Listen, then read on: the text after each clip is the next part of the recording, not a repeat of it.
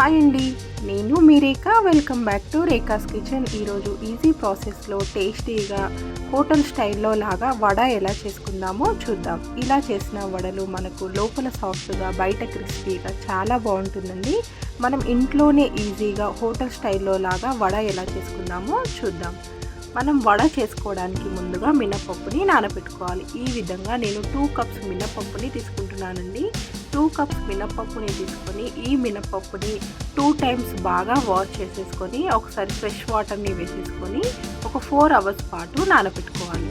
మనకు అలా 4 అవర్స్ పాటు నానబెడితేనే మనకు టేస్ట్ చాలా బాగుంటుంది, వడ సాఫ్ట్గా వస్తుందండి. చూసారు కదా, ఇలా ఒకసారి బాగా వాష్ చేసేసి మరొక గ్లాస్ వాటర్ని వేసేసుకొని ఈ మినప్పప్పుని 4 అవర్స్ పాటు నాననివ్వాలి. అలా నానడం వలన మనకు వడ సాఫ్ట్గా వస్తుందండి. 4 అవర్స్ నానిన తర్వాత మనకు మినప్పప్పు ఈ విధంగా నానుతుంది.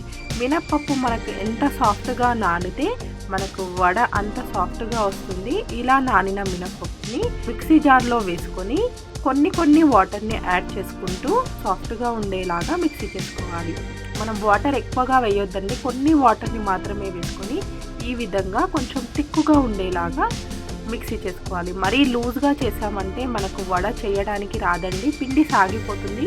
అందుకే మనం పిండిని కొంచెం గట్టిగా ఉండేలాగా మధ్యలో కొన్ని వాటర్ని మాత్రమే వేసుకుంటూ ఈ విధంగా కొంచెం గట్టిగా ఉండేలాగా మిక్సీ చేసుకోవాలి.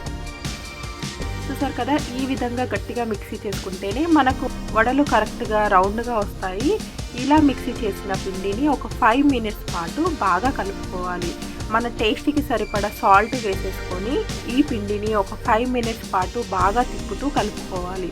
మనం ఈ వడల్లో ఎలా సోడాని యూజ్ చేయకుండా చేస్తున్నాం కదా, అందుకే మనం ఎంతసేపు కలుపుకుంటే వడ అంత సాఫ్ట్గా వస్తుంది.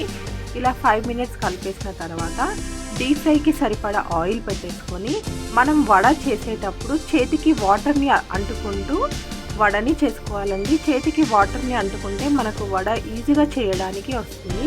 చేతికి వాటర్ని అంటించుకొని ఆ తర్వాత మనకు కావలసిన సైజు పిండిని తీసుకొని ఈ విధంగా అరచేతిలో పెట్టుకొని రౌండ్గా చేసేసుకొని ఆయిల్లోకి మెల్లగా వదలాలి. అలా చేయడం వలన మనకు వడ రౌండ్గా చాలా బాగా వస్తుందండి. లేదా మనం ఏ సైజులో చేయాలి అనుకుంటున్నామో అంత సైజు పిండిని ఇలా చేతిలోకి తీసుకొని మధ్యలో ఈ విధంగా హోల్ చేసేసుకొని ఆయిల్లోకి మెల్లగా వదలాలి. అలా మనం వాటర్ని అంటుకోవడం వలన మనకు ఈజీగా జారిపోతుంది. ఇలా చేయడం వలన మనకు వడలు టేస్టీగా చాలా బాగుంటాయి, అలాగే రౌండ్గా కూడా వస్తాయి. ఇలా వడలని 2 సైడ్స్ తిప్పుతూ ఫ్రై చేసుకోవాలి. ఇలా తిప్పుకుంటూ ఫ్రై చేసుకుంటే మనకు ఈజీగా ఫ్రై అయిపోతాయండి.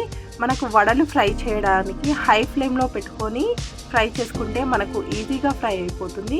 ఈ వడని మనం గోల్డెన్ కలర్ వచ్చే వరకు ఫ్రై చేసుకోవాలి.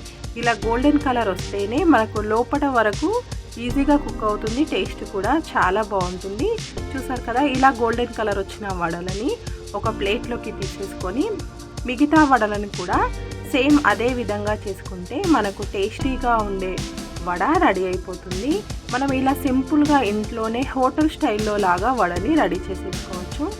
ఈ వడల్లోకి చట్నీగా పల్లి చట్నీ కానీ లేదా కొబ్బరి చట్నీ కానీ చేసుకుంటే మనకు టేస్ట్ చాలా బాగుంటుంది. నేను ఈ పల్లి చట్నీ కొబ్బరి చట్నీ వీడియో చేసి పెట్టానండి, మీకు కావాలి అనుకుంటే ఆ వీడియో చూస్తే మీకే అర్థమవుతుంది. చూసారు కదండి, సింపుల్గా టేస్టీగా ఇలా ఇంట్లోనే వడ చేసుకున్నామంటే చాలా బాగుంటుంది. ఇలా చేసిన వడలు మార్నింగ్ బ్రేక్ఫాస్ట్కి కానీ లేదా ఈవినింగ్ స్నాక్స్కి కానీ చేసుకున్నామంటే చాలా బాగుంటుంది. సింపుల్ ప్రాసెస్లో ఇలా ఇంట్లోనే హోటల్ స్టైల్లో లాగా చేసేసుకోవచ్చు. మీరు ట్రై చేయండి. Thank you for watching.